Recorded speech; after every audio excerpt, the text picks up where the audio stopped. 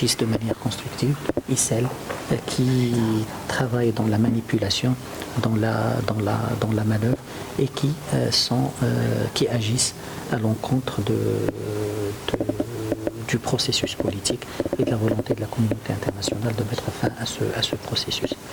Plus particulièrement sur la question de Guéguérès, je dois rappeler que Sa Majesté le Roi s'est impliqué personnellement et à travers d'abord l'appel téléphonique au secrétaire général le 24 février, au cours duquel Sa Majesté le Roi a sensibilisé le secrétaire général sur la gravité de la situation, a informé le secrétaire général de la détermination du Maroc à empêcher tout changement dans le statut de cette zone.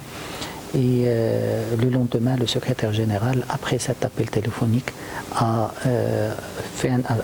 appelé les partis à se retirer complètement et de manière inconditionnelle de cette zone, ce que le Maroc a fait sur instruction royale le lendemain.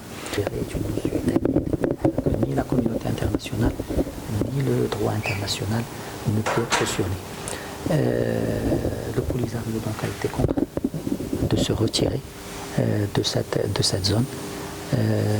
A été obligé d'assumer ses responsabilités, a été obligé, pour éviter une condamnation du Conseil de sécurité, de retirer tous ces éléments. Le Maroc a fait ce constat, mais le Maroc reste vigilant. Reste vigilant parce que le retrait devrait être un retrait complet, le retrait devrait être un retrait inconditionnel, le retrait devrait être un retrait permanent.